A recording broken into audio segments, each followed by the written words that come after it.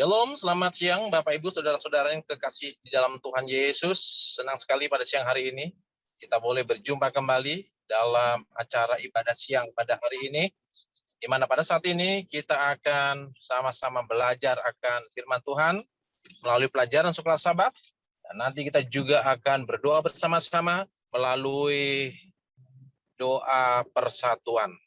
Dan siang hari ini kita akan dilayani oleh hamba Tuhan Pendeta Chandra Paulus yang akan memberikan pelajaran sekolah Sabat kita di hari Kamis pada hari ini. Untuk itu kita akan awali pertemuan kita akan dengarkan sebuah lagu pujian.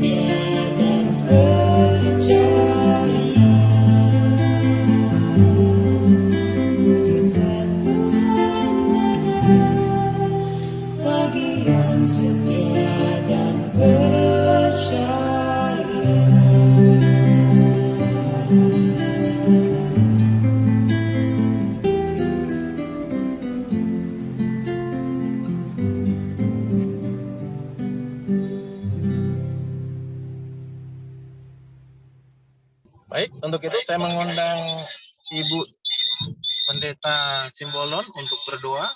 Mari kita bersatu dalam doa. Bapa yang baik, kami bersyukur, berterima kasih atas kasih dan setiamu bagi kami. Engkau sudah kumpulkan kami dari Facebook, juga dari Zoom ini Tuhan, untuk kembali menikmati makanan bagi kerohanian kami. Bapa kami di surga, kami berterima kasih buat di siang hari ini Engkau sudah siapkan Pendeta Chandra Paulus yang akan membagikan firman Tuhan. Urapan kuasa Roh Kudus menjadi bagian pendeta ini Tuhan, supaya dapat membawakan firman Tuhan, pelajaran sekolah sahabat pada siang ini dengan penuh semangat, dan itu menjadi kekuatan bagi kami di dalam pelayanan kami. Berkati juga Pendeta Hursina sebagai MC, biarlah Tuhan memberkati dia.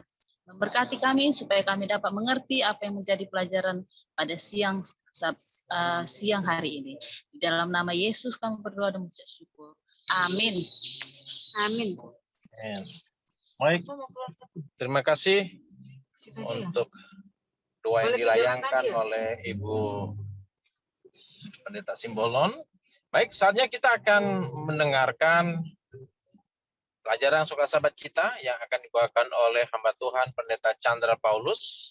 Dan nanti jika ada pertanyaan berkaitan dengan pelajaran sekolah sahabat kita, Bapak Ibu boleh siapkan pertanyaan atau boleh tulis di ruang chat atau di ruang komentar bagi Bapak Ibu yang mengikuti siaran ini melalui Facebook.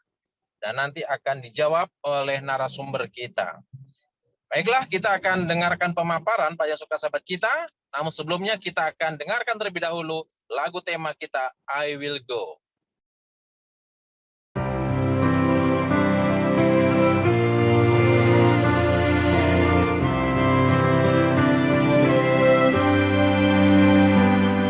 Ku dengar suara Yesus panggil, ku jawab ku kan pergi. Ku lihat jiwa yang bersedih, ku jawab ku kan pergi. Pergi beritakan kabar kasih, bagikanlah pengharapan, dan bila aku lemah, Yesus menolongku, karena keputusanku kan pergi. Pergi beritakan kabar kasih, bagikanlah pengharapan, dan bila aku lemah, Yesus menolongku, karena keputusanku kan pergi.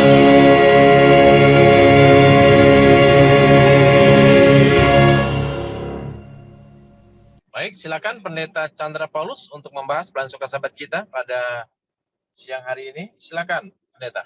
Baik, selamat siang, saudara-saudara sekalian, Bapak dan Ibu, secara khusus dari wilayah 11 yang begitu bersemangat selalu menyelenggarakan acara pendalaman Alkitab kita melalui pelajaran sekolah sahabat kita di siang hari ini. Walaupun sebagian dari kita barangkali capek atau lelah karena siang hari, tapi saya melihat Pendeta Hursina selalu bersemangat ya, memandu acara kita ini. Juga pada siang hari ini, saya akan menyampaikan pelajaran kita pada siang hari ini di hari Kamis, saudara, pelajaran sekolah sahabat kita. Dan seperti biasa memang saya tidak menggunakan PowerPoint, saya lebih suka berbicara dan saudara mendengar apa yang saya sampaikan. Mudah-mudahan pelajaran yang saya sampaikan ini dapat diambil maknanya yang terpenting dan kita dapat aplikasikan dalam kehidupan kita. Judul pelajaran sekolah sahabat kita pada hari Kamis ini sebenarnya adalah jalan dua arah. Jalan dua arah maksudnya apa? Tapi yang jelas pelajaran ini tidak luput daripada tema besar kita, yaitu istirahat dalam Kristus. Dan ini merupakan pelajaran yang hampir berakhir ya saudara ya di triwulan ini. Dan pelajaran hari Kamis ini adalah sebuah kesimpulan dari seluruh pelajaran di pelajaran 1 minggu ini. Yang tema besarnya adalah istirahat dalam Kristus. Kemudian judul pelajaran sepanjang minggu ini adalah Nabi yang gelisah. Kalau kita melihat judul pelajaran ini, saudara, bagaimana seorang nabi bisa gelisah? Ini mungkin yang jadi pertanyaan. Kalau pendeta bisa gelisah, anggota gelisah mungkin satu hal yang biasa kita dengar. Tapi kalau pendeta gelisah atau seorang nabi gelisah, mungkin kepada siapa lagi anggota ini memandang atau bergantung? Melihat contoh teladan. Sudah barang tentu, saudara, seorang nabi gelisah ini adalah problem. Tapi kalau kita membaca di kitab Ibrani kitab Yakobus pasal yang kelima ayat 17, saya akan bacakan. Yakobus pasal 5 ayat 17.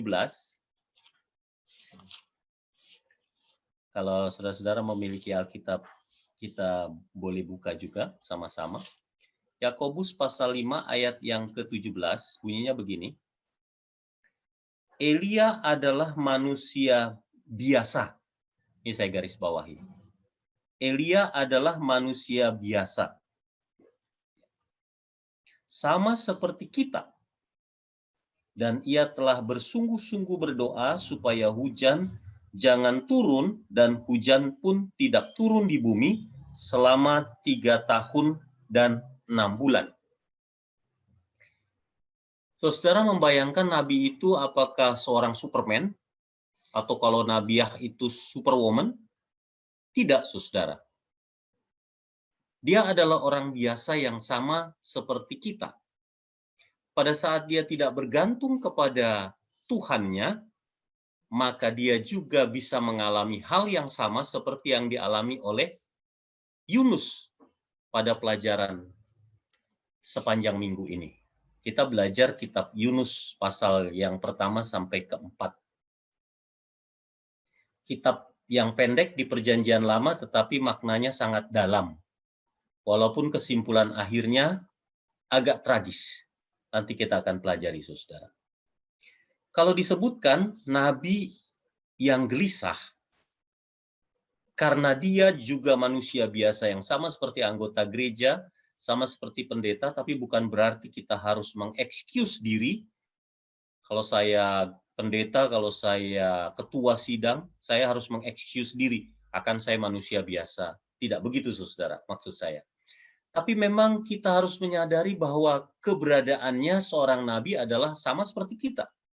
Dia juga kadang memiliki kekurangan dan kelemahan.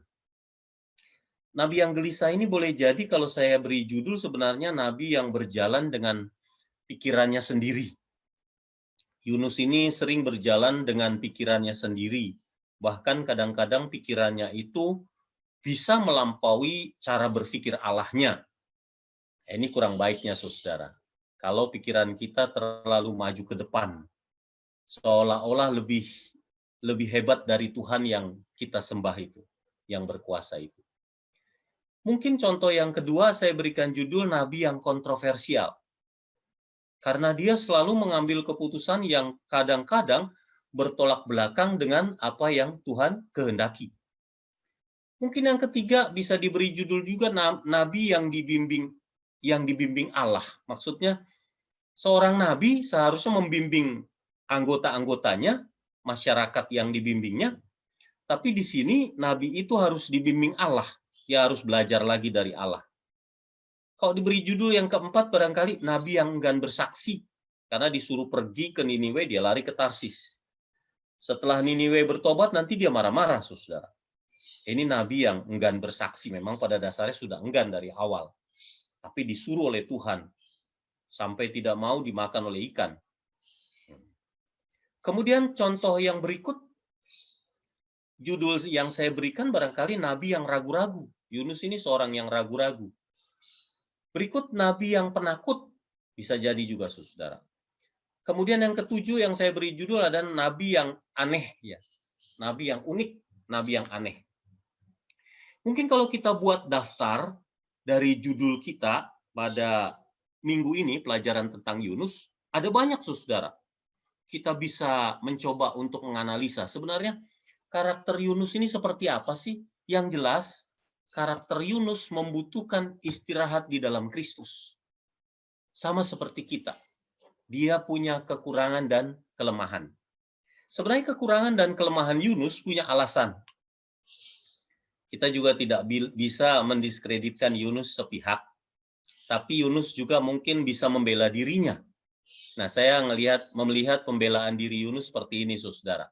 Dalam pasal 4 buku Yunus, kita mendapati seolah-olah banyak hal yang unik dari nabi ini. Tetapi mungkin Yunus ini merasa kesal dengan Allah karena terbukti dia diperintahkan untuk pergi bersaksi ke satu negara yang tidak dia sukai. Ini ada alasannya. Jadi Yunus yang disuruh ke Niniwe lari ke Tarsis. Kalau lari itu berarti sebenarnya seorang nabi kurang baik ya, saudara. Kurang tepat. Diperintahkan dan ditempatkan di daerah tertentu, lalu kemudian kita lari ke jemaat yang lain.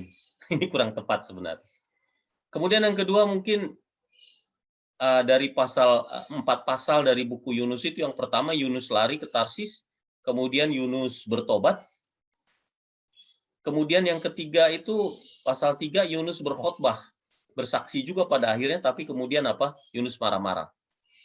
Jadi ini hanya 4 pasal yang kecil dari kitab Yunus, dan kita perlu memahaminya di siang hari ini. Sebenarnya, saudara, Yunus lari, tadi saya katakan, karena ada alasannya. Kalau kita membaca di pelajaran hari Kamis, tanggal 16 September 2021 itu, saudara, Yunus tampaknya disebutkan lebih banyak masalah daripada manfaatnya. Keberadaan Yunus sebenarnya lebih banyak mendatangkan masalah daripada manfaatnya. Itu disebutkan dalam pelajaran hari Kamis. Kenapa lebih banyak masalah daripada manfaatnya? Ya, itu sebabnya, saudara, kita akan sebutkan di sini. Di bagian bawah dari paragraf itu disebutkan Niniwe berbahaya. Di hari Kamis itu, saudara, kalau kita baca. Niniwe berbahaya. Bagian ini sebenarnya sudah menjelaskan kepada kita kenapa Yunus lari. Karena sebenarnya alasannya Niniwe berbahaya. Memang menurut Yunus tidak tepat kalau dia pergi ke Niniwe, lebih tepat ke Tarsis, tapi dia membawa pikirannya sendiri yang kurang tepat.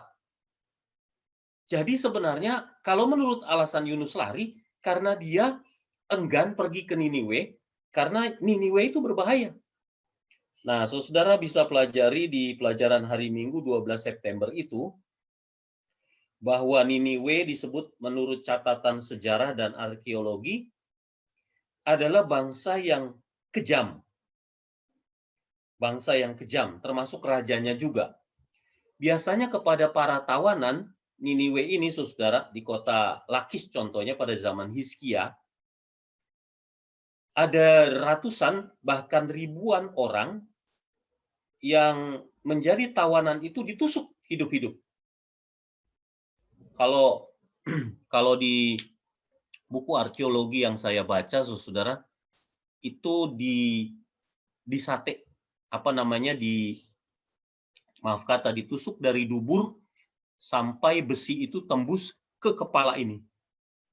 Ditusuk itu bukan ditusuk pakai pisau, saudara, tapi ditusuk dengan cara ditancapkan di sebuah tiang yang tajam, ditusuk dari dubur sampai tembus ke kepala seperti sate, kemudian ditancapkan di atas tanah.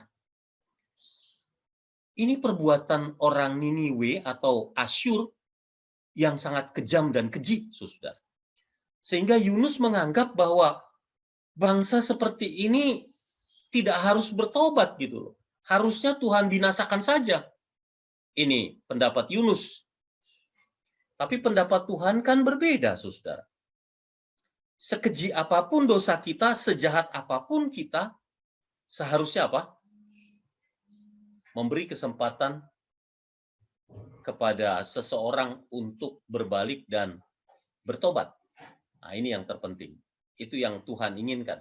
Aku datang untuk mencari dan menyelamatkan yang hilang. Termasuk orang yang paling jahat seperti bangsa Asyur. Kemudian di bagian yang sama tuh saudara, kalau diperhatikan pelajaran hari Minggu itu disebutkan, kekejaman orang Asyur atau Niniwe yang lain adalah bukan hanya ditusuk itu tawanan, tapi dikuliti hidup-hidup. Saudara pernah membaca itu biografi sejarah waktu orang barat dari Spanyol itu masuk ke Amerika, dan waktu itu orang Amerika masih orang-orang apa namanya, orang-orang bukan orang Dayak, orang apa namanya, Indian. Iya Pak, Indian Ya. Pak. Itu dikenal sebagai kulit merah, dan kulitnya itu dikuliti hidup-hidup, dijual itu mahal kulit merah itu, entah digunakan untuk apa, entah untuk membuat tas atau sebagainya. Seperti itulah kelakuan daripada orang Asyur, mau menguliti tawanan itu hidup-hidup. Selain ditusuk, disula namanya, disula dari dubur sampai ke kepala. Dan kalau mereka dijadikan budak, maka mereka akan menjadi budak yang murah, tidak dibayar tapi dipaksa untuk terus bekerja. Lalu kalau kita bandingkan dengan buku Penuntun Guru halaman 132, saudara, disebutkan begini. Pasukan Asyur adalah salah satu pasukan yang paling keji di Timur Dekat. Paling keji. Kemudian kekejaman mereka terkenal di seluruh lembah Mediterania. Kekejaman mereka.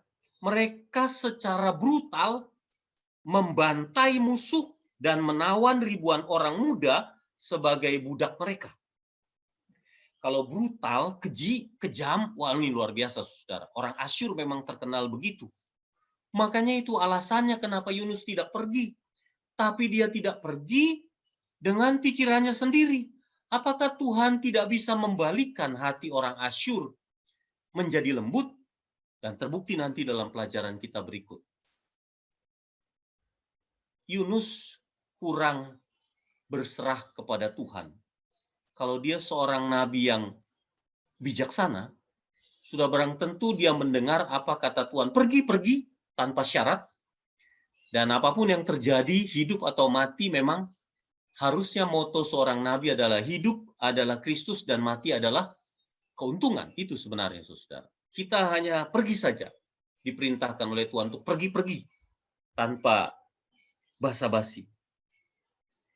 Inilah salah satu alasan kenapa Yunus mengalami kecemasan yang luar biasa. Tidak tenang, tidak damai menurut buku pelajaran sekolah sahabat kita, takut untuk pergi ke Niniwe atas resiko yang dia harus tanggung.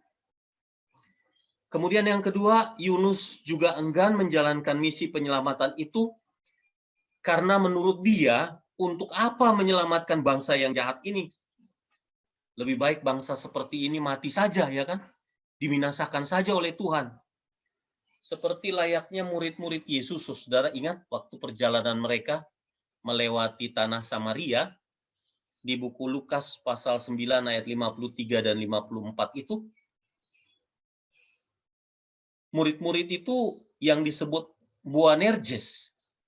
Memang Boanerges adalah anak-anak guntur, anak-anak guru. Makanya emosinya itu meluap-luap. Tuhan, apa engkau mau karena Tuhan Yesus mau lewat Samaria itu tidak diizinkan? Lalu mereka berdua katakan, Yakobus dan Yohanes itu, Tuhan, apakah engkau mau aku berdoa lalu turunkan api dari langit? Maksudnya begini, saudara. Tuhan, apakah engkau mau kalau aku berdoa turun aja api dari langit, binasakan tuh orang Samaria yang tidak mau menerima kedatanganmu itu dalam perjalanan melewati negeri mereka.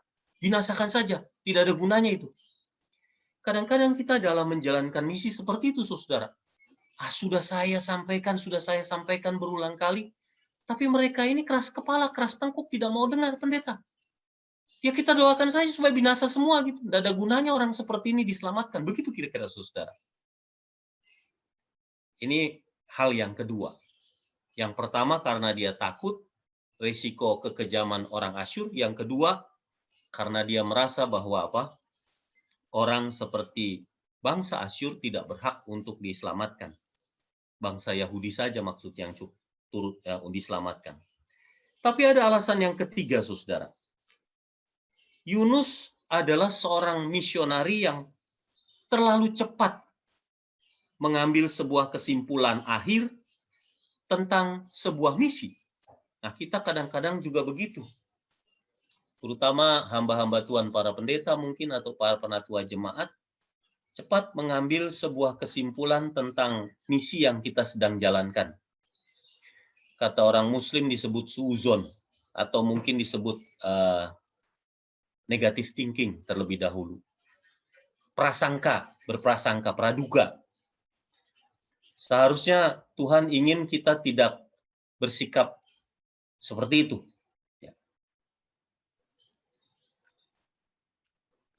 Jadi Yunus ini tidak suka pada orang Niniwe. Sebenci apa kita tidak tahu, saudara, kata buku sekolah sahabat kita. Dan dia tidak belajar untuk mencintai musuh-musuhnya ini, orang Niniwe yang dianggap musuh. Kalau dalam menjalankan misi pelayanan pekerjaan Tuhan ini, kita bersikap seperti ini, lebih dulu berprasangka, benci kepada orang-orang itu, kemudian tidak pernah belajar untuk mencoba mengasihi, mendalami sifat daripada orang yang sedang kita injili ini, maka kita tidak akan pernah bisa mencapai atau menggapai orang tersebut, saudara. Padahal moto kita I will go. Dalam segala situasi apapun, seharusnya kita harus pergi. Ya. Itu sebabnya siang ini saya ingin tekankan di bagian berikut bahwa Yunus juga perlu bertobat. Yunus sebagai nabi perlu beristirahat di dalam Kristus. Kalau kita pun suka bersikap seperti Yunus tadi, kita pun sebenarnya perlu pertobatan, perlu perubahan hidup, ya, perubahan hidup.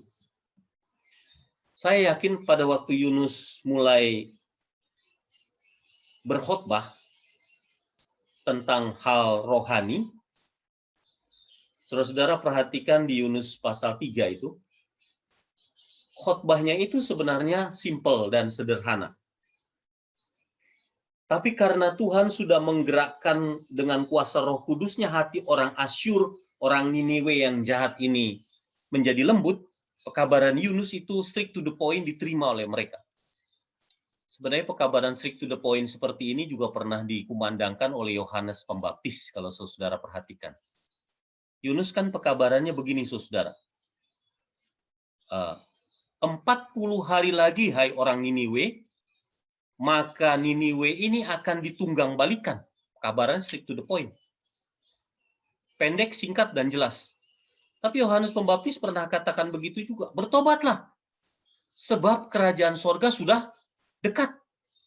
Berilah dirimu dibaptis, dan Allah akan mengampuni dosa-dosamu. Pekabaran ini pendek, jelas, tegas, ke arah mana kabar itu harus disampaikan. Dan seketika itu, saudara, penduduk Niniwe bertobat. Ini luar biasanya. Bukan hanya penduduk Niniwe bertobat, ini yang aneh. Rajanya pun bertobat, Sanherib. Bahkan hewan-hewannya bertobat, saudara. Mereka diminta untuk berpuasa semuanya. Tidak makan, tidak minum. Atas apa yang pernah mereka lakukan di dalam dosa. Jadi ini luar biasa. Sebenarnya kalau saya kategorikan, Yunus itu seorang misionari yang berhasil. Seorang misionari yang berhasil. Tapi yang aneh di bagian berikut adalah justru Yunus kecewa setelah orang Niniwe bertobat. Ini anehnya. Pertama dia lari dari Tuhan, dimakan oleh ikan. Terjadi pertobatan, dimuntahkan oleh ikan, kemudian dia mengabarkan Injil sesuai perintah Tuhan. Tapi setelah orang Niniwe bertobat, tadinya dia di awalnya kurang yakin orang Niniwe akan bertobat atau tidak suka kepada orang Niniwe, tapi sekarang orang Niniwe ternyata bertobat, dia yang hilang, saudara. Ini sama seperti cerita anak yang hilang, kalau saudara perhatikan di Perjanjian Baru, perumpamaan Yesus. Bukankah tadinya anak yang hilang anak yang bungsu? Tapi berbalik setelah anak yang bungsu itu bertobat, anak yang sulung yang hilang, saudara. Jadi masalah hilang ini sebenarnya tidak pandang bulu. Bisa jadi kita yang sudah kenal kebenaran ini, yang harusnya membawa pekabaran 3 malaikat ke seluruh dunia, sudah dilengkapi dengan alat-alat perlengkapan yang luar biasa. Tuhan kasih kemampuan untuk memahami Alkitab dengan baik, 27 doktrin. Tuhan kasih tulisan-tulisan roh nubuat sebagai karunia Roh Kudus.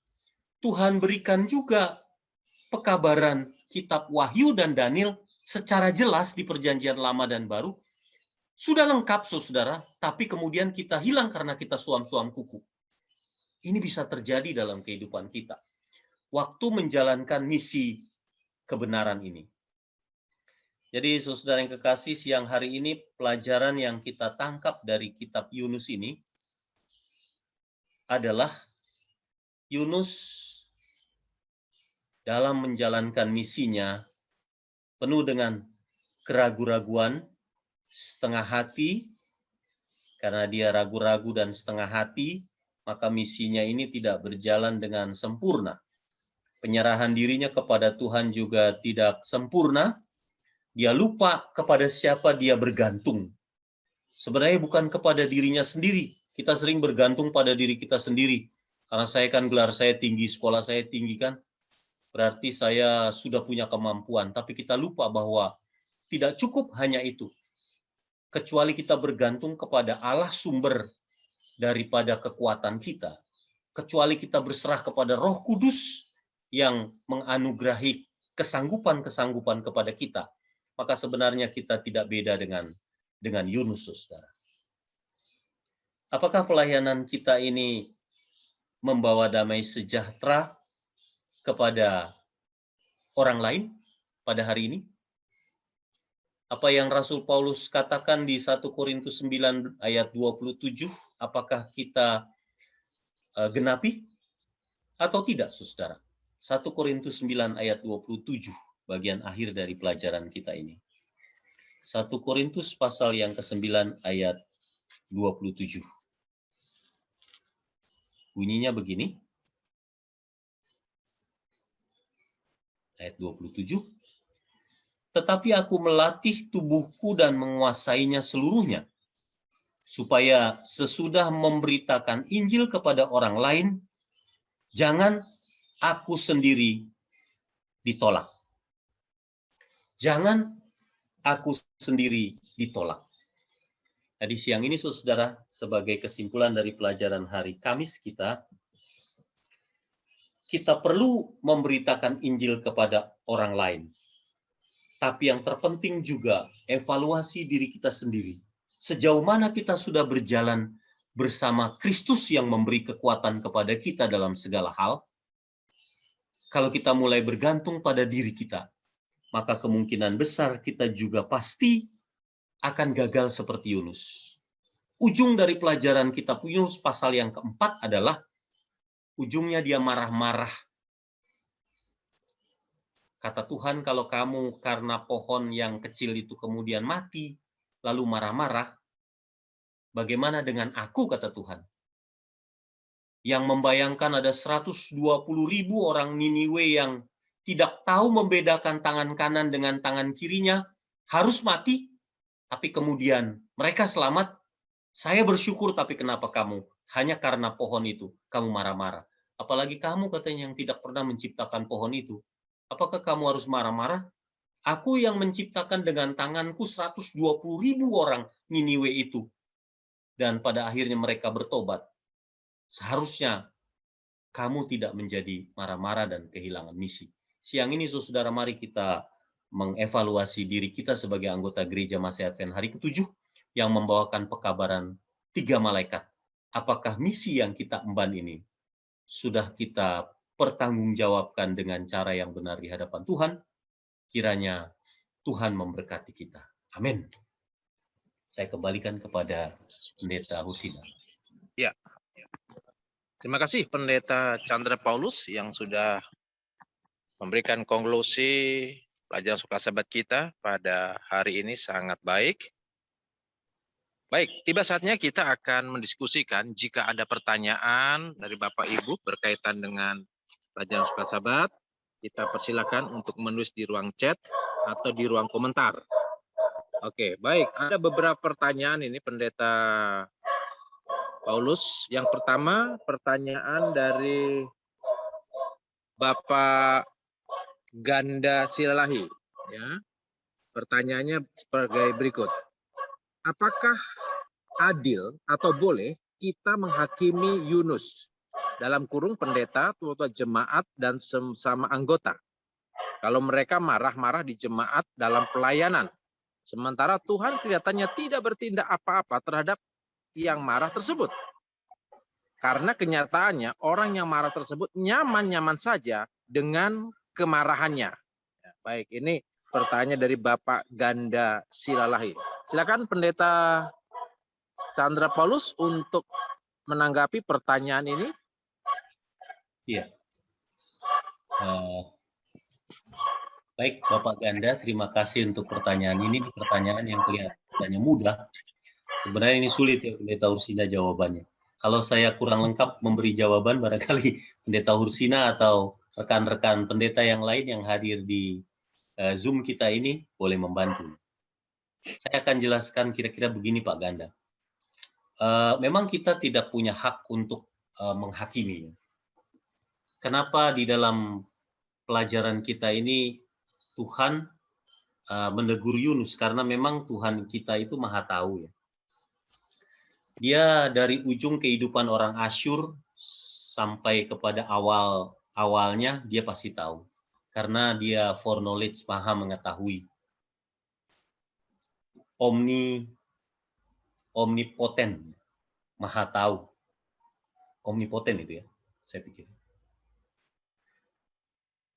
Nah itu sebabnya Allah tetap mendesak Yunus untuk mengkhotbahi orang-orang Niniwe itu. Karena ada gambaran di pandangan Allah yang maha tahu itu bahwa orang Niniwe pasti bertobat. Dan orang yang tepat untuk memberitakan itu adalah Yunus. Dan itu sebabnya sampai Yunus dimakan ikan karena lari dari misinya. Tuhan ingin meluruskan juga bukan hanya orang Niniwe, tapi orang Yunus ini sebagai nabi. Jadi yang perlu dia perbaiki adalah orang Niniwe yang jahat, yang tidak bisa bedakan tangan kiri dan kanan itu. Tapi juga si pembawa kabar ini yaitu Yunus. Tuhan punya dua misi yang besar. Apa beratnya sebagai tanggung jawab Tuhan kepada kita, saudara. Dua-duanya harus selamat. Dua-duanya harus ketemu kepada goalnya. Jadi pertanyaan tadi, yang berhak menghakimi memang hanya Tuhan saja. Kita tidak berhak menghakimi. Tetapi pada dasarnya kita itu bisa mengingatkan kalau seandainya Pak Ganda melihat ada kesalahan dari seorang pemimpin atau mungkin seorang pendeta misalkan. Tapi tentunya kita harus berbicara empat mata dengan penuh kasih. Jangan menegur dan mempermalukan orang tersebut di hadapan umum. Karena Tuhan Yesus mengajar kepada kita kalau ada orang yang bersalah, datang kepada dia empat mata. Memang risikonya tidak mudah susah, untuk mendekati orang bersalah ini. Tapi itu lebih baik dengan tangisan dan kasih daripada kita berbicara langsung di depan forum pada waktu rapat dan sebagainya. Ini akan membuat malu pemimpin kita. Dan ini tidak terpuji kadang-kadang saudara. Tidak baik. Nah ini yang kedua. Terus yang ketiga kira-kira apa tadi pertanyaannya Pendeta Hursina yang saya tangkap ya? Ya, pertanyaannya, bolehkah kita marah-marah di gereja sedangkan Tuhan saja menghadapi Yunus yang suka marah-marah, nggak terlalu reaktif, kira-kira begitu, Pendeta? Iya, makasih, Pendeta Hursina. Jadi sebenarnya bukan Tuhan tidak menegur ya, kalau Yunus berbuat kesalahan. Jadi dalam setiap peristiwa juga kalau saya bandingkan dengan kitab suci Perjanjian Baru, Pak Ganda, perhatikan coba kepada wanita itu. Waktu wanita itu berbuat dosa, melanggar hukum ke-7, kemudian Tuhan menulis di tanah. Dia tidak menegur langsung memang. Dia menulis di tanah. Tapi yang ditulis itu adalah dosa-dosa orang yang menuduh. Tapi kemudian setelah ditunggu beberapa saat, waktu orang banyak itu katakan, wanita ini kedapatan tertangkap tangan lah, kira-kira begitu. Tertangkap basah, sedang berbuat pelanggaran hukum ke-7. Apa yang kita harus buat? Menurut undang-undang orang Yahudi di dalam kitab Taurat, ya dia harus dirajam dengan batu sampai mati. Maksudnya mereka itu menguji Yesus adalah untuk merajam wanita itu dengan batu. Kalau tidak, maksudnya pertanyaan itu akan menyerang Yesus. Sebenarnya itu tujuannya, untuk mencoba Yesus. Tapi Yesus hanya menulis di tanah. Tidak menghukum orang banyak yang menuduh itu, tidak juga menghukum wanita yang bersalah itu. Tapi yang dia tulis adalah dosa-dosa, menurut tulisan Roh Nubuat, dosa-dosa dari orang yang menuduh itu. Waktu kita tunjuk orang bersalah, sebenarnya jari kita hanya satu yang menunjuk orang bersalah, katanya jari yang 3 ini atau yang 4 ini menunjuk pada diri kita sendiri. Seharusnya tegur diri kita, begitu maksudnya. Nah, itu yang dilakukan oleh Yesus. Pada waktu satu persatu orang banyak itu meninggalkan Yesus dan wanita itu, lalu Yesus bangkit dan bertanya, apakah masih ada lagi orang yang menuduh kamu? Tidak, Tuhan. Kalau begitu aku pun tidak. Tapi ini pesan Yesus yang penting, saudara. Pak Ganda. Pergilah dan apa? Jangan berbuat dosa lagi. Nih, di bagian ayat yang lain katakan, supaya tidak datang kepadamu hal-hal yang lebih berat lagi. Jadi pesan ini sebenarnya sudah cukup tajam yang diberikan Yesus.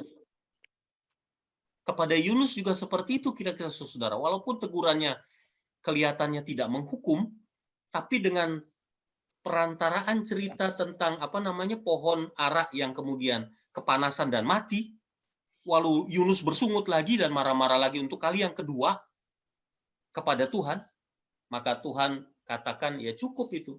Sebenarnya itu jadi pelajaran bagi kamu. Kalau kamu bersikap seperti itu, sebenarnya kamu tidak layak sebagai hambaku, seorang nabi. Ya kan? Kenapa? Karena tindakanmu itu tidak terpuji.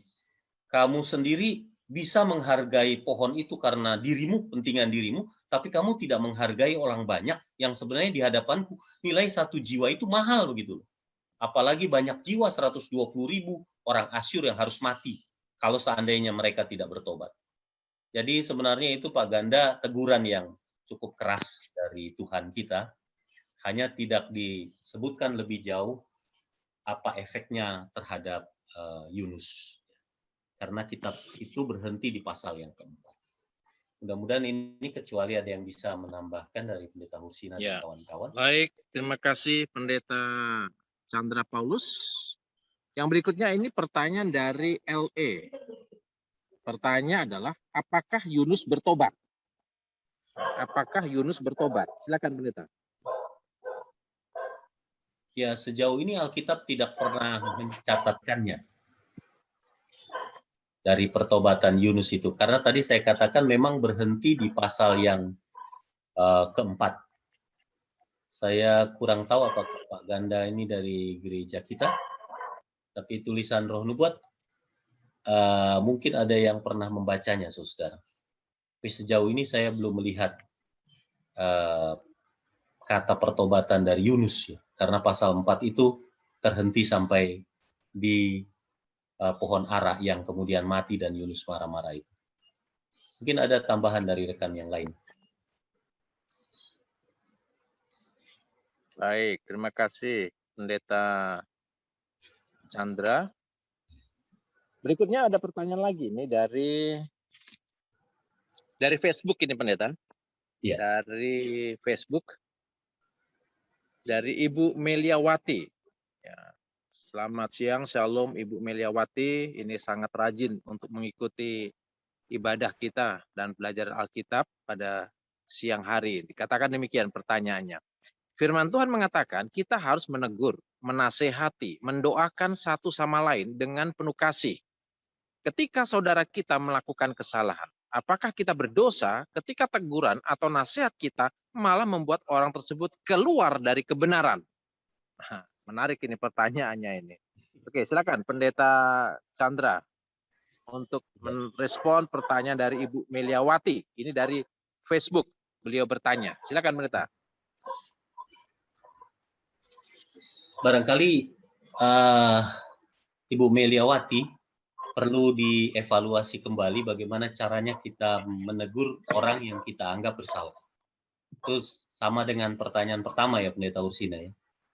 Apakah kita menegur dia yang membuka kemungkinan bagi orang tersebut yang ditegur jadi tersinggung? Ini perlu kita evaluasi. Di mana Ibu menegur orang tersebut, apakah di depan forum, di depan umum, atau pada saat Ibu menegurnya bersama-sama dengan dia empat mata. Tapi kalau Ibu sudah jalankan apa yang Alkitab tekankan, Ibu berekspresi baik, Ibu menyampaikannya dengan kata-kata yang ramah, kata-kata yang penuh kesabaran, berupaya untuk menyadarkan dia dengan kesabaran, terlebih dahulu mendoakan. Tentunya kalau kita mau mendekati orang yang kita anggap bersalah itu, kita harus berdoa dulu di rumah berkali-kali ya Bu ya. Kalau perlu berpuasa, Tuhan tolong saya, beri kebijaksanaan dan akal budi kepada saya untuk melakukan yang terbaik, karena saya tahu orang ini bersalah, saya harus bicara dengan dia, tapi empat mata. Ini yang diajarkan oleh Yesus, kitab Matius.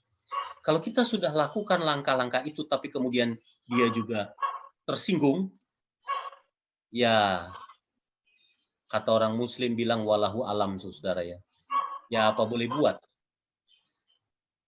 Kalau saya pandangannya begitu Bu. Yang penting semua langkah-langkah yang terbaik sudah saya jalankan. Memang menegur ini bukan hal yang mudah ya Pendeta Ursina. Kadang-kadang ini adalah pekerjaan yang berat juga bagi seorang hamba Tuhan Pendeta. Menegur orang yang bersalah, mengembalikan dia ke jalan yang benar, boleh jadi mengenakan sanksi disiplin di dalam gereja, itu bukan hal yang mudah. Kalau kita membaptis jiwa-jiwa, ini satu hal yang penuh sukacita, kegembiraan bagi seorang pendeta. Tapi kalau mulai mendisiplin atau menegur kesalahan orang, lebih baik kita tutup-tutupi lah. Boleh jadi begitu, karena risikonya tinggi. Tapi saudara, apa yang Ibu Meli katakan penting ini untuk kita renungkan. Memang kita tetap harus perlu menegur kesalahan seseorang.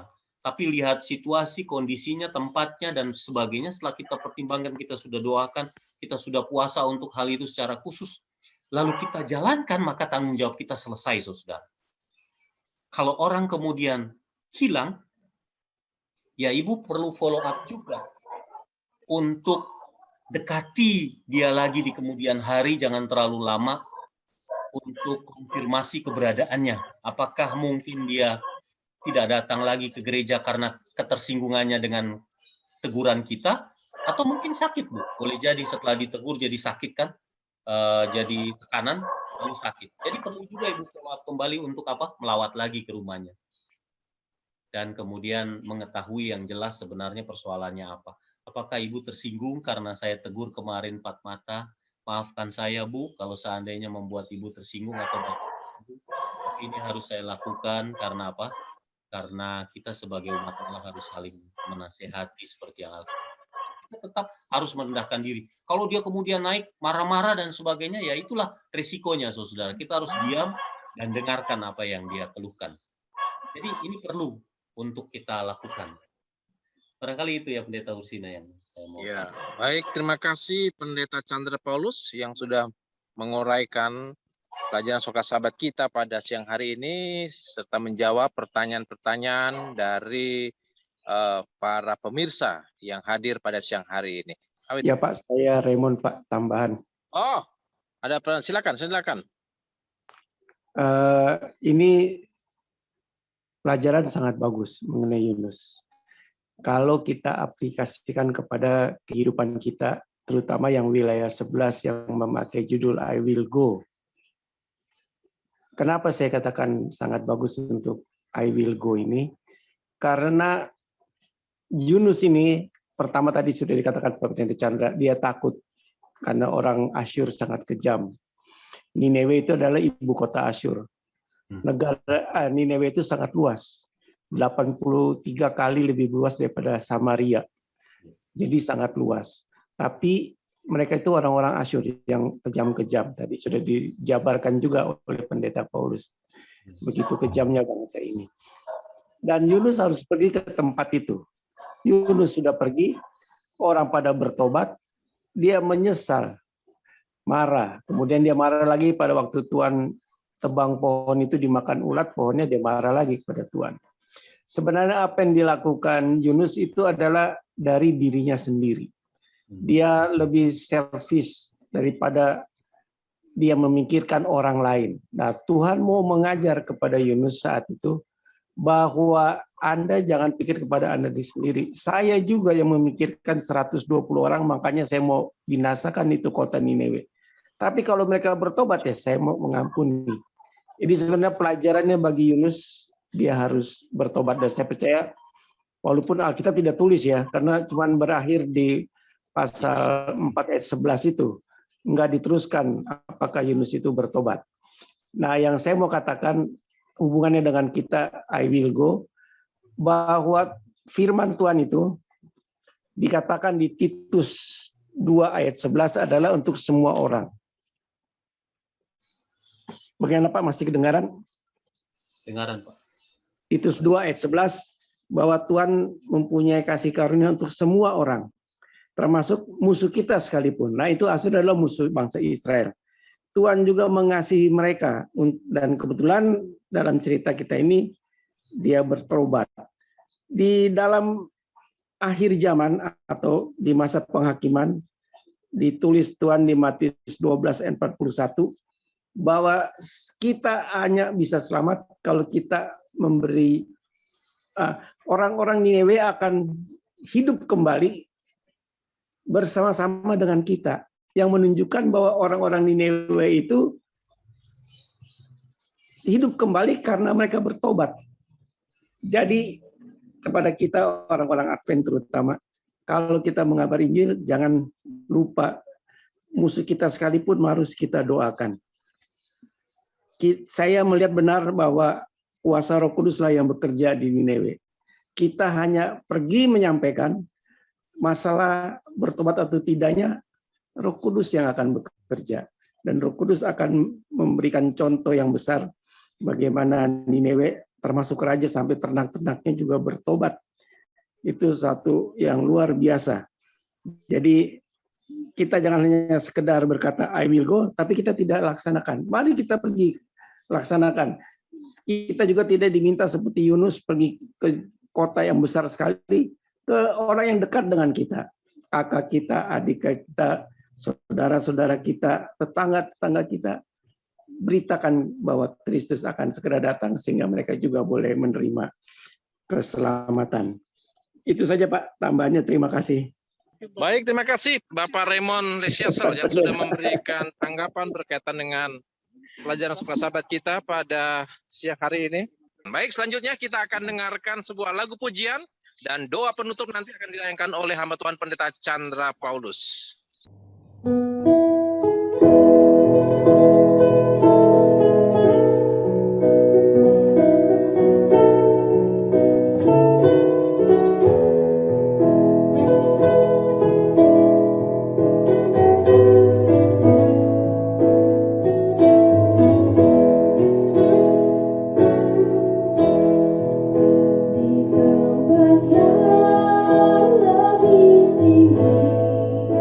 Aku rindu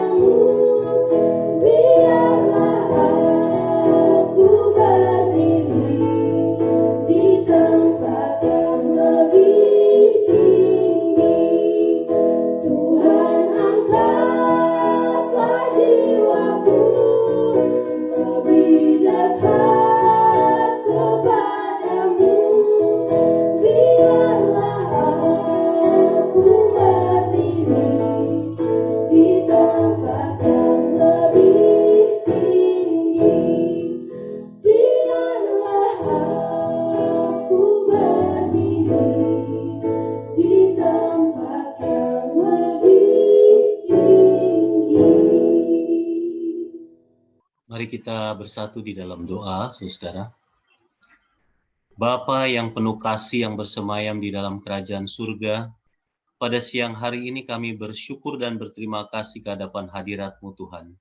Untuk kesempatan bersama dengan umat-umat Tuhan, hamba-hamba Tuhan para pendeta, secara khusus yang tergabung di wilayah 11, dan beberapa tamu kami yang hadir di acara ini, pendalaman Alkitab melalui pelajaran sekolah sahabat kami, yang mungkin juga dihadiri oleh tamu-tamu kami dari berbagai tempat yang bukan hanya dari wilayah 11, tapi dari luar wilayah ini Tuhan. Kami bersyukur Tuhan untuk pelajaran yang telah kami ikuti di hari Kamis ini, bahkan untuk seluruh rangkaian pelajaran di sepanjang 1 minggu ini, yang bercerita tentang kegelisahan seorang hamba Tuhan Yunus dalam kitab Perjanjian Lama. Kami tahu kami juga sering mengalami hal yang sama seperti Yunus alami Tuhan. Biarlah di saat-saat seperti itu kami dapat mengevaluasi diri, berbalik, dan bertobat dengan pertolongan kuasa Tuhan. Dan kami bersyukur karena kami memiliki Allah yang panjang sabar, memberi waktu dan kesempatan kepada Yunus untuk dapat memperbaiki kehidupan yang salah, menegurnya dengan penuh kasih, dengan lemah lembut, supaya dia berubah seperti layaknya orang-orang Niniwe yang dipertobatkannya berubah, Tuhan. Kami rindu hal yang sama menjadi bagian hidup kami. Sebagai hamba Tuhan, kami memohon kekuatan yang berasal dari surga, karena di saat kami tawar hati, dan di saat tekanan hidup dari pelayanan kami ini terjadi, bahkan sebagai penatua jemaat, kiranya kami boleh bergantung kepada Tuhan, sumber kekuatan itu. Kami boleh beristirahat sejenak di dalam Kristus, karena kami percaya kepada siapa kami percaya dan yakin. Sumber dari segala sesuatu yang memberi kekuatan kepada kami, Allah yang tidak berubah itu.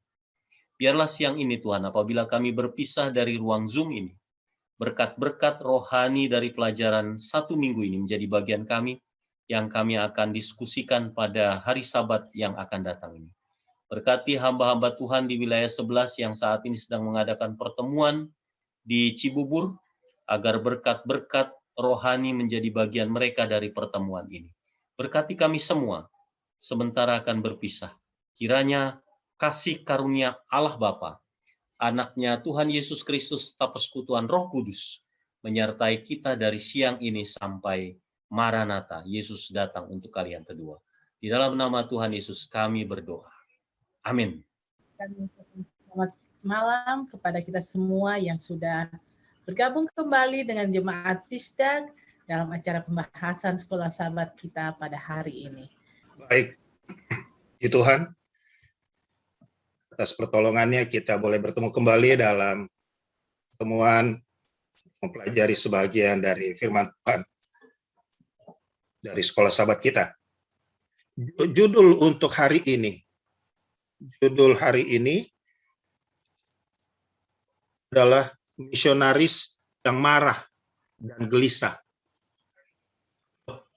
Kenapa judul seperti ini muncul lagi? Ini sebenarnya sudah muncul di bagian awal dari pelajaran sekolah sahabat kita. Lalu dia sudah laksanakan tugasnya. Dia sudah sukses. Tapi kenapa masih muncul lagi rasa marah? Mengapa masih muncul lagi rasa gelisah ini? Ingat di bagian awal dari pelajaran sekolah sahabat kita sudah diinformasikan bahwa Yunus adalah seorang nabi, tetapi Yunus bukanlah seorang yang sempurna. Dia adalah manusia biasa. Sehingga dengan menampilkan akan plus minus yang ada dalam periode kehidupan Yunus ini, kita justru bisa melihat ajaran yang secara kita ingat sejenak mengenai ajaran sekolah sahabat kita minggu ini. Di bagian awal kita sudah diingatkan mengenai Nineve.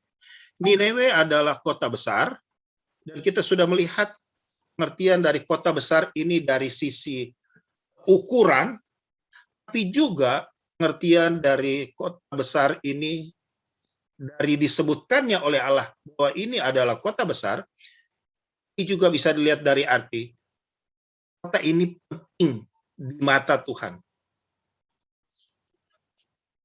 Karena sebenarnya kalau di mata Tuhan ini tidak besar.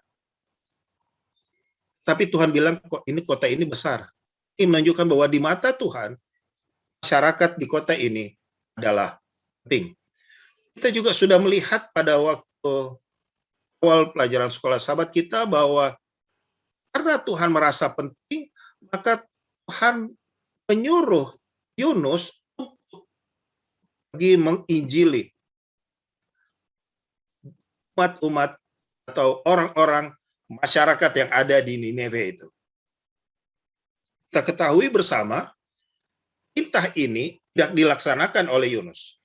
Yang harusnya pergi ke Nineve, dia justru pergi ke Tarsis. Akibatnya, kapal yang dia tumpangi itu mengalami angin kuat, dan kita tahu ceritanya dia dilemparkan ke air. Kemudian, dia masuk dalam perut ikan besar. Di dalam perut ikan besar ini, imannya ditumbuhkan kembali. Dia berdoa. Dan kita sudah ambil pelajaran dari doa Yunus ini. Setelah ia dimuntahkan ke pantai oleh ikan besar itu, maka Yunus masuk ke dalam kota Nineve dan melaksanakan tugas yang Tuhan berikan. Dia menginjili kota itu. Dia memperingatkan kota itu. Akibatnya, atau lebih tepat saya sebut hasilnya adalah terjadi revival, reformation di dalam masyarakat kota ini. Kota ini yang tadinya dikenal bukan hanya akan budayaannya, kebesarannya, tetapi juga dikenal sebagai kekejaman yang ada di kota ini, dosa dianggap biasa di kota ini, berubahlah, maka mereka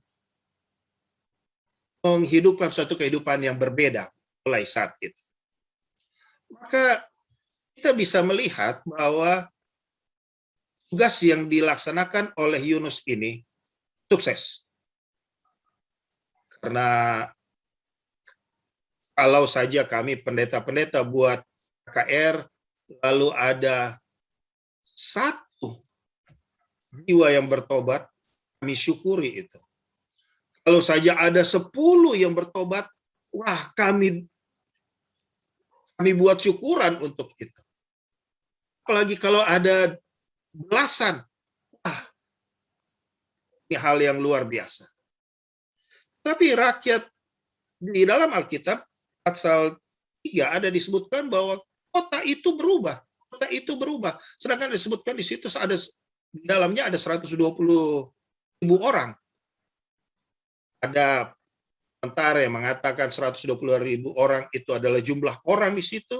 Ada komentar lain yang mengatakan 120.000 orang itu adalah hanya sebagian, yang lebih cenderung mengatakan hanya bagi anak-anak yang ada di situ.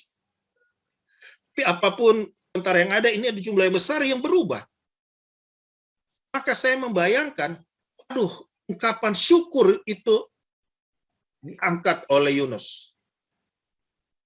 Bukan hanya diangkat oleh Yunus ucapan syukur, tetapi saya berpikir Yunus akan berjalan dengan lebih tegap. Rasa percaya dirinya akan lebih tebal. Karena dia tahu Tuhan gunakan dirinya, Yunus, di kota Nineve ini. Tapi faktanya yang ada adalah setelah di akhir pasal 3, hasil dari Injilan Yunus ini dicatatkan, langsung di bagian awal dari pasal 4 ditulis di sana, tetapi hal itu, hal apa? Hal perubahan yang jadi di Nineve tetapi hal itu sangat mengesalkan hati Yunus. Lalu marahlah dia. Satu hal yang bertolak belakang saya lihat. Ini aneh ini. kalau kita pakai kacamata kita sekarang. Yunus ini justru jadi kesal. Bukan hanya kesal, dia jadi marah. Marah atas apa? Atas suksesnya kerjaan yang baru saja dia buat. Atas bertobatnya orang-orang Nineve. Atas menyesalnya Tuhan. Karena menyesalnya Tuhan, kita sudah singgung kemarin apa pengertiannya. Atas berubahnya keputusan Tuhan yang tidak akan menghancurkan kota itu. Justru ini membuat Yunus marah. Inilah yang akan memberikan ajaran untuk kita pada kesempatan ini.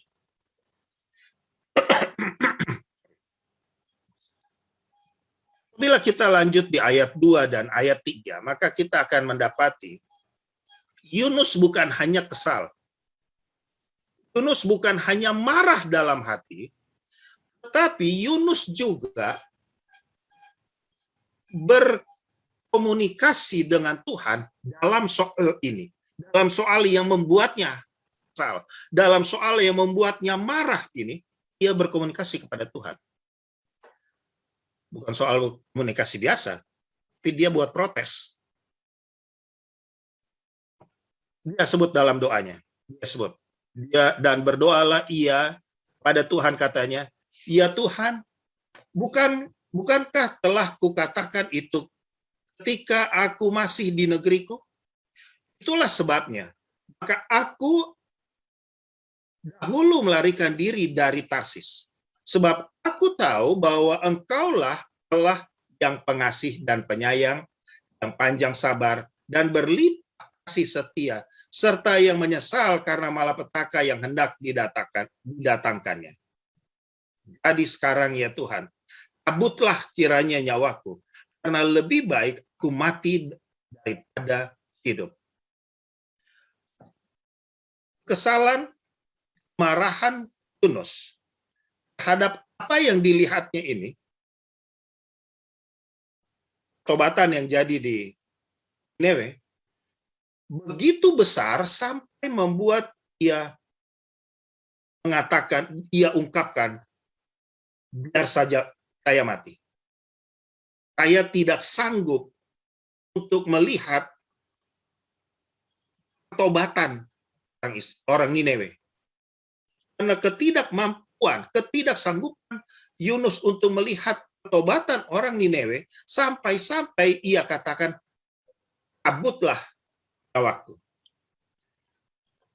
Sampai di sini kita melihat ada suatu informasi yang tidak sering diperhatikan. Mungkin saudara memperhatikannya, tetapi saya melihat ini tidak sering diperhatikan orang. Pada saat cerita-cerita Yunus ini diceritakan, terutama pada anak-anak kita. Di sekolah sahabat anak-anak, cerita Yusuf banyak disampaikan. Tapi poin ini jarang sekali disampaikan. Yang saya maksudkan adalah, memang benar di bagian awal kita sudah lihat Nineve adalah kota yang besar, tapi juga kota yang jahat. Kita sudah melihat bagaimana dosa yang ada di kota itu dianggap biasa. Bukan hanya jahat, tapi juga keterangan-keterangan mengenai Nineve waktu itu adalah mengatakan jam.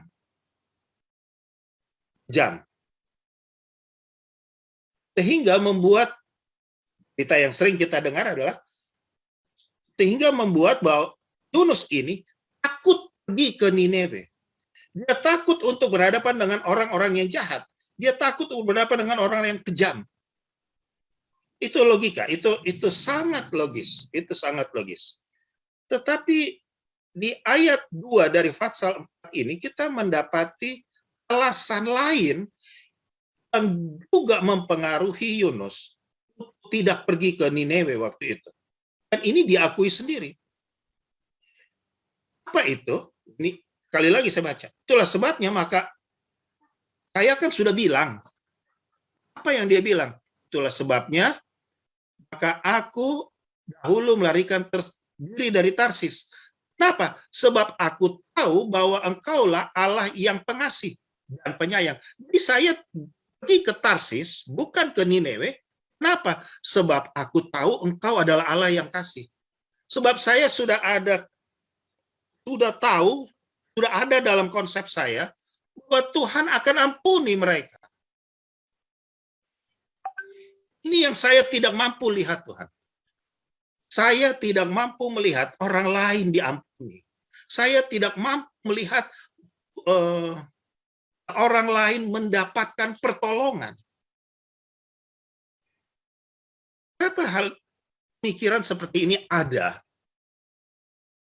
Dari pertama saya mau ulang lagi bahwa di sini kita dapat keterangan bahwa penyebab Yunus tidak pergi ke Nineve benar karena resiko ancaman fisik, tetapi yang lebih mempengaruhi lain adalah ini, rasa bahwa hanya saya orang Israel, hanya Israel saja yang akan diselamatkan. Lalu kalau ada orang lain yang mau ditolong, kalau ada orang lain yang mau diselamatkan, saya tidak mampu untuk lihat itu. Ingat, saudara, Yunus ini,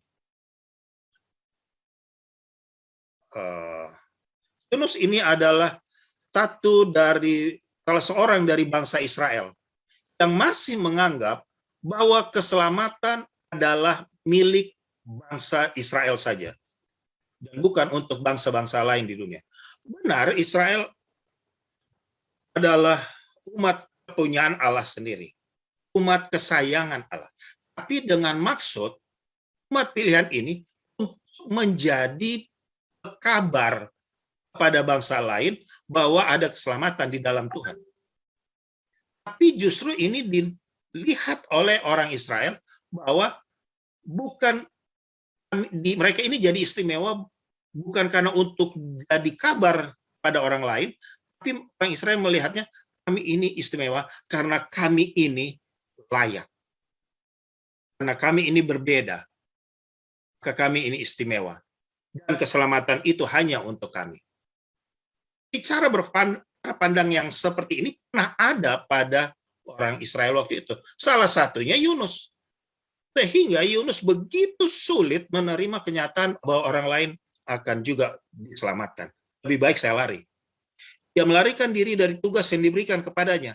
Karena ia tidak ingin ada bangsa lain yang diselamatkan dan dikasihi oleh Tuhan.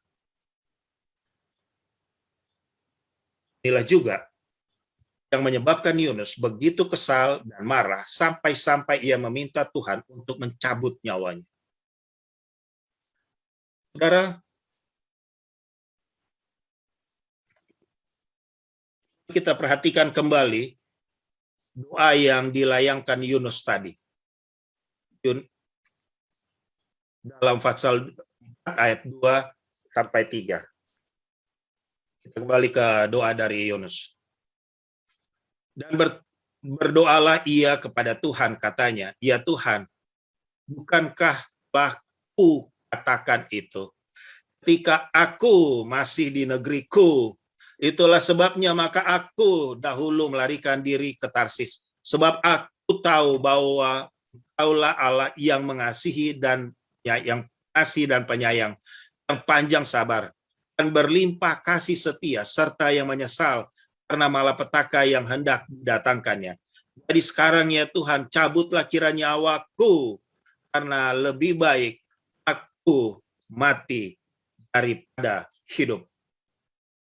Lalu mau lihat orang lain diselamatkan. Kita lihat dalam doa ini ada berapa kali kata ganti orang pertama di sini muncul. Aku. Berulang-ulang dalam doa yang singkat ini, Yunus, aku. Ini cukup menggambarkan kepada kita, memberikan signal kepada kita bahwa Yunus, ya dia seorang nabi, tapi kita sudah lihat sebelumnya bahwa dia bukan orang sempurna. Dalam ketidaksempurnaannya, ia juga adalah seorang yang self-centered, yang berpusatkan pada diri. Walaupun lebih luas dari diri, bukan diri, tapi berpusatkan pada nationality-nya, Israelnya. Hanya Israel yang akan diselamatkan. Yunus adalah seorang yang memiliki cara berpikir yang self-centered. Self-centered ini bisa dalam arti dirinya, juga bisa dalam arti bangsanya. Sehingga tidak heranlah kalau dia memilih untuk lari. Harusnya ke Niniwe, dia pergi ke Tarsis.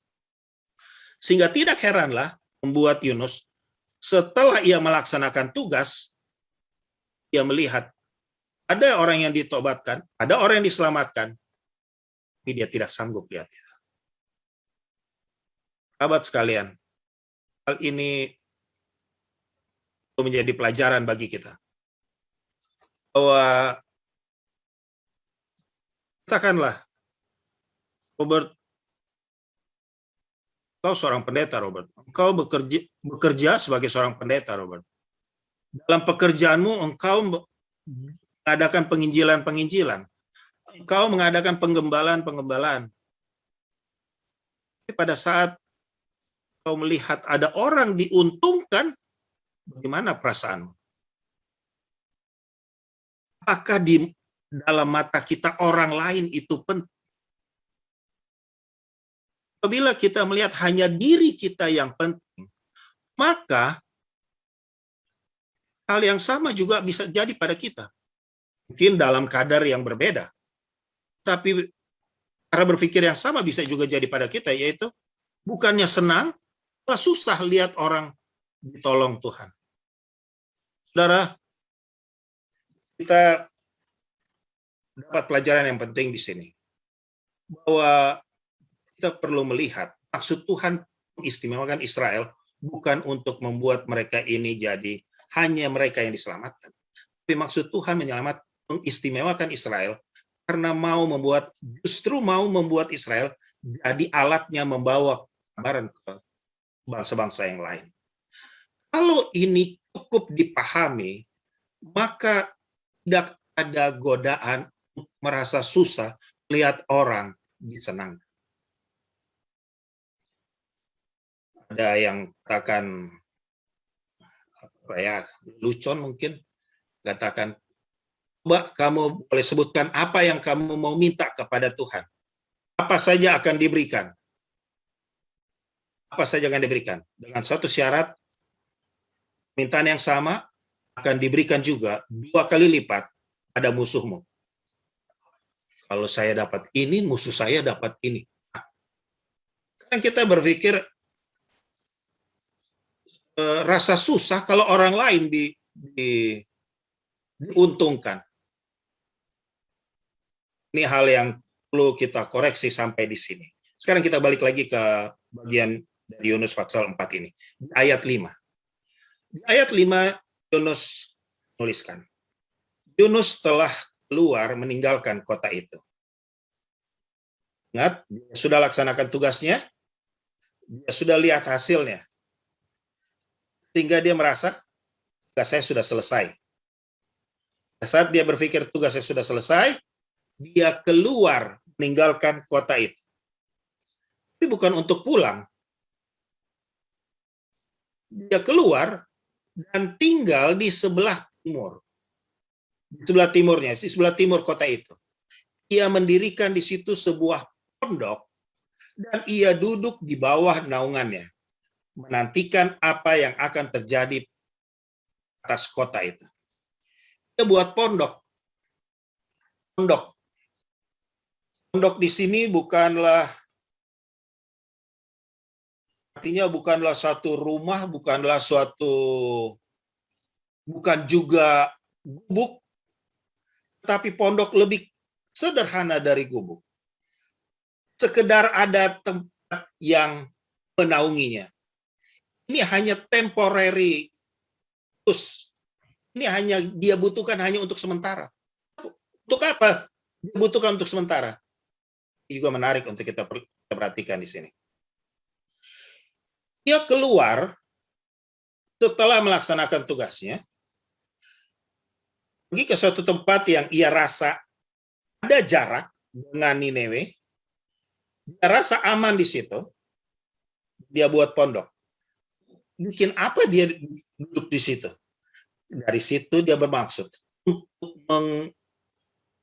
mau menonton, mau mengawasi, mau menyaksikan bagaimana kota ini akan dihancurkan. Oh, dia masih berpikir, masih berharap, dia sudah lihat sebelumnya bahwa kota Niniwe ini tidak jadi dia hancurkan. Karena sudah bertobat. Tapi dia masih berharap. Dia tidak putus harap. Hancur saja ini kota. Saya terus berpikir, saya berharap kalau boleh Tuhan berubah lagi. Jangan diterima mereka ini. Hancurkan saja Niniwe ini. Niniwe ini pantas untuk dibinasakan. Niniwe dengan kejahatan yang luar biasa ini layak untuk dibinasakan.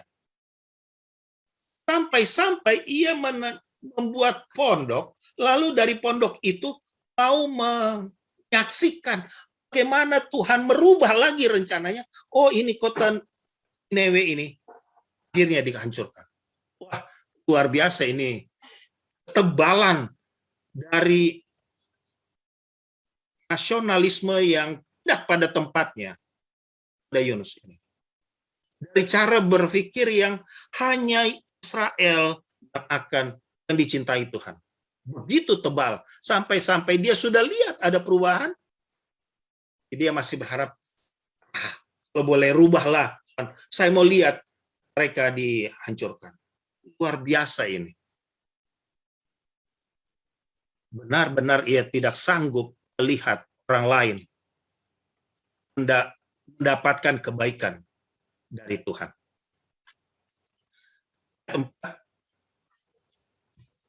Tuhan merespons. Tapi firman Tuhan, layakkah engkau marah? Tuhan, Yunus, kamu ini kan hanyalah utusan saya untuk menyampaikan pada mereka amaran. Lalu sekarang kenapa engkau mau marah? Apa dasarmu? Apa kekuatanmu? Apa yang membuatmu pantas untuk marah? Memang kalau kita lihat sekarang, alasan dari Yunus ini Yunus tidak punya alasan yang pantas untuk marah atas kebaikan Tuhan. Kemudian Tuhan memberikan jawaban. Tadi Yunus yang mendoakan doa protesnya.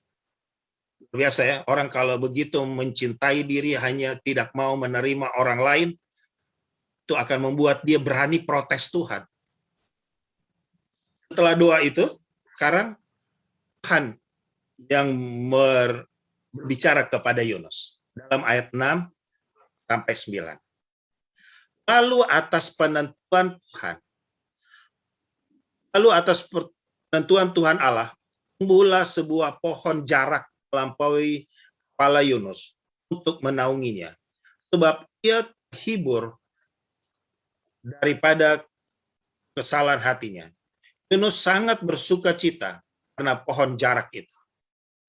Tapi keesokan harinya, ketika fajar menyingsing, atas penentuan Allah, datanglah seekor ulat yang menggerek pohon jarak itu sehingga layu. Segera sesudah matahari terbit, maka atas penentuan Allah bertiuplah angin timur yang panas terik, sehingga sinar matahari menyakiti kepala Yunus. Lalu rebahlah ia, lesu dan berharap supaya mati. Katanya, lebih baik aku mati daripada hidup. Tapi berfirmanlah Allah kepada Yunus, layakkah engkau marah karena pohon jarak itu? Jawabnya, selayaknya lah aku marah sampai mati. Masih ngotot lagi ini Yunus ini. Memang saya pantas untuk marah. Luar biasa cara berpikir yang begitu tebal, cara berpikir bahwa hanya dirinya yang dikasih Tuhan itu begitu tebal pada Yunus. Sampai ia boleh berkomentar lagi bagian akhir dari ayat 9. Sekarang kita lihat doa ini. Kalau tadi kita melihat Yunus berdoa, satu doa yang mencerminkan rasa self-centered. Harus ikuti kemauan saya. Harus ikuti kemauan saya. Harus ikuti kebiasaan-kebiasaan saya. Harus ikuti cara berpikir kami, Israel. Wah, hanya kami yang akan dikasih Tuhan. Sekarang, dalam Yunus 4 ayat 8, ada beberapa kali diulang di sini. Atas penentuan Tuhan Allah. Atas penentuan Allah. Atas penentuan Allah. Pengulangan yang jadi sekarang adalah pengulangan yang menjawab doa, menjawab gaya doa dari Yunus tadi. Self-centered. Tuhan, katakanlah Tuhan menyindir Yunus. Sebenarnya semua ini atas penentuan Allah. Atas penentuan Allah. Atas penentuan Allah. Sehingga Tuhan ingin membuat mata Yunus kembali melihat akan kebesaran kuasa Tuhan. Atas otoritas Tuhan. Yunus perlu disadarkan bahwa di mata Tuhan, kita ini tidak layak. Otoritas Tuhan itu jauh lebih tinggi dari apa yang kita pikirkan. Doa ini adalah juga bukan doa ini, tetapi jawaban Tuhan ini adalah sebuah jawaban Tuhan yang menggunakan alat peraga. Alat peraga yang saya maksudkan di sini adalah ditumbuhkannya sebuah tanaman garak yang akan bertumbuh, lalu cukup memberikan manfaat berteduh bagi Yunus, tapi esoknya langsung mati. Dan mati dengan cara Tuhan menyuruh satu ulat, seekor ulat. Sebenarnya Tuhan boleh perintahkan 10. Tuhan boleh perintahkan 30. Tuhan boleh perintahkan satu kota ulat untuk datang ke tempat itu. Tapi Tuhan hanya gerakan satu. Tuhan menyuruh seekor ulat, lalu menggerek jarak, menggerek, dia pamah sedikit demi sedikit, sehingga layu. Pada saat yang menaungi dia dalam beberapa jam terakhir itu mati, maka Yunus keberatan. Yunus merasa tidak pada tempatnya. Tanaman yang sudah tumbuh ini mati.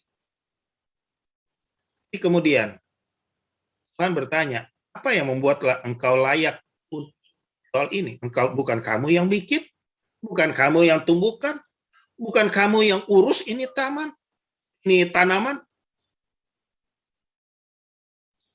Saya, bukan kamu kamu tidak berperan apa-apa sebagai tukang kebun di sini. Lalu kamu mau beratan mati. Ini adalah alat peraga di mana Tuhan ingin agar Yunus melihat bahwa hal yang pantaslah kalau Tuhan mengasihi orang Ninewe. Karena orang Ninewe itu adalah orang-orang yang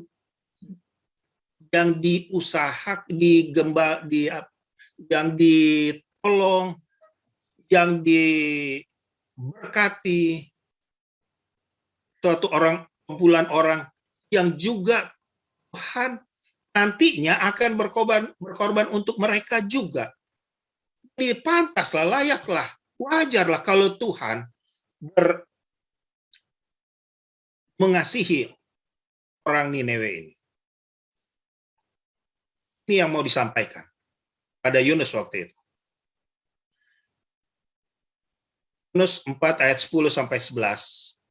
Lalu Allah berfirman, engkau sayang kepada pohon jarak itu, dan untuknya sedikit pun engkau tidak berjerih payah, dan yang tidak engkau tumbuhkan, yang tumbuh dalam satu malam dan binasa dalam satu malam pula. Bagaimana tidak aku akan sayang kepada Niniwe, kota yang besar itu, yang berpenduduk lebih dari 120.000 orang, yang semuanya tak tahu membedakan tangan kanan dan tangan kiri, dengan ternaknya yang banyak. Tuhan ingin membuat Yunus terbuka matanya dengan alat peraga ini. Secara tiba-tiba, tanpa kalimat-kalimat penutup, tanpa kalimat-kalimat simpulan, pasal 4 ini selesai. Sekaligus juga dengan buku Yunus ini selesai. Tapi karena buku Yunus ini ditulis oleh Yunus sendiri, maka kita boleh melihat ini diakhiri dengan diterimanya kabaran Tuhan pada Yunus ini. Yunus menerimanya di bagian akhir. Tetapi sampai di sini kita melihat ada suatu proses yang panjang yang Tuhan buat. Proses yang panjang itu Tuhan buat kepada siapa? Ya, tentu kepada Niniwe. Tentu kabaran kepada Niniwe, bujukan kepada Niniwe, bukan hanya waktu Yunus datang. Sebelumnya sudah ada usaha-usaha. Begitu panjang usaha Tuhan, sampai dia menggunakan Yunus. Tapi di sini kita juga melihat, kita perlu melihat hal yang lain. Mungkin kadang kita tidak lihat dalam banyak kesempatan, yaitu begitu panjang juga usaha Tuhan untuk menjangkau Yunus itu sendiri. Yunus yang tadinya berpikir hanya dirinya akan diselamatkan, sehingga tidak merasa penting untuk menginjili orang lain, sehingga merasa susah melihat orang lain terinjili. Maka pada saat ini kita melihat juga bahwa Yunus akhirnya berubah. Tapi perubahan Yunus ini memakan waktu proses yang panjang. Betapa sabar Tuhan ini. Kawan, sahabat saudara sekalian, konsep ini ulang lagi di dalam perjanjian baru. Itu kita bisa temukan di dalam Lukas 9 ayat 51 sampai 56. Ketika hampir genap waktunya, Yesus diangkat ke sorga. Dia mengarahkan pandangannya untuk pergi ke Yerusalem, dan ia mengirim beberapa utusan mendahului dia. Mereka itu pergi, lalu masuk ke suatu desa orang Samaria untuk mempersiapkan segala sesuatu baginya. Kita tahu bagaimana orang memandang Samaria waktu itu. Tapi orang-orang Samaria itu tidak mau menerima dia karena perjalanannya menuju Yerusalem. Ketika dua muridnya, yaitu Yakobus dan Yohanes, lihat hal itu, mereka berkata, Tuhan, apakah engkau mau supaya kami menyuruh api turun dari langit untuk membinasakan mereka? Cara berpikir ini ada pada murid-murid juga. Sempat ada pada murid-murid juga. Akan tetapi ia berpaling dan menegur mereka. Lalu mereka pergi ke desa lain. Jadi kita melihat di sini bagaimana cara pandang Tuhan kepada orang-orang Samaria. Muridnya katakan, habiskan saja mereka, binasakan saja mereka. Tapi Tuhan melihat mengasihi akan orang-orang Samaria, sehingga dia tidak mengiyakan untuk ada hal buruk pada orang Samaria. Konsep mengasihi pada semua orang yang ditampilkan dalam buku Yunus juga ditampilkan di dalam Perjanjian Baru. Saudara, sampai di sini, saya ingin ajak kita untuk mengingat kembali buku Yunus ini secara keseluruhan. Kita coba ingat apa yang kita sudah pelajari dari buku Yunus ini secara keseluruhan. Mana yang lebih menonjol dalam pandangan saudara? Dalam buku Yunus ini, pandangan pertama atau kesan pertama bahwa Nineve adalah kota dari orang-orang yang sangat berdosa, sudah singgung di bagian awal, atau kesan yang ditampilkan dalam buku ini bahwa Yunus adalah nabi Tuhan yang melarikan diri, tapi kemudian sukses dalam penginjilan yang dikerjakannya. Suksesnya besar ini, 120.000 orang. Saya belum pernah lihat ada baptisan 120.000. Saya belum pernah lihat ada KKR yang menobatkan 120.000. Ini KKR yang super besar. Sukses dia. Kira-kira mana yang lebih menonjol di dalam buku Yunus ini? Yang bagian pertama atau bagian yang kedua? Mungkin saudara tidak memberikan jawaban langsung karena kita ini Zoom, jadi mau buka mic lagi. Tapi kalau saja ini ditanyakan secara langsung, maka saya berpikir ada beberapa orang terpancing untuk mengarahkan salah satu di antara dua ini. Saya sendiri akan lebih mudah mengatakan yang kedua. Nah, ini yang saya dengar dari sejak kecil. Nah, ini yang saya dengar cerita-cerita sejak kecil, cerita Yunus. Oh, kalau bicara Yunus, kata Yunus saja, first impression yang datang kepada saya waktu saya dengar kata Yunus, oh, dia adalah seorang nabi Tuhan yang melarikan diri, tapi kemudian sukses melaksanakan tugas penginjilannya. Sukses besar. Ini yang saya sering dengar. Mungkin ada yang tidak sependapat dengan saya, lebih mengarah ke mendapatkan kesan bahwa Nineve ini adalah kota yang sangat-sangat berdosa. Ya bisa juga, karena itu tidak salah. Dan itu benar, sangat berdosa, sangat kejam. Tapi sebenarnya, bukan di antara kedua ini yang ditonjolkan oleh yang disampaikan oleh buku Yunus. Setelah kita mempelajari buku Yunus ini, maka kita melihat ada hal lain yang ditonjolkan dalam buku Yunus, yaitu Allah yang Maha Kasih. Panjang sabar Allah yang melampaui akal cara berpikir kita. Sebenarnya inilah yang lebih ditonjolkan. Sebenarnya inilah yang lebih menjadi main point dari buku Yunus ini. Allah yang mengasihi. Dan ia begitu besar kasihnya kepada orang Nineve. Hal yang sama juga kasihnya yang begitu besar kepada Yunus itu sendiri. Begitu besar usaha Tuhan untuk membuat orang Israel, orang Nineve ini berubah. Hal yang sama begitu panjang juga usaha Yunus Allah untuk membuat Yunus itu berubah. Dia mesti tahu bahwa Allahnya adalah Allah yang kasih. Bukan hanya mengasihi dia, bukan hanya mengasihi bangsanya, tapi mengasihi semua orang. Ini adalah hal yang penting yang kita bisa dapatkan dari pelajaran sekolah sahabat kita hari ini.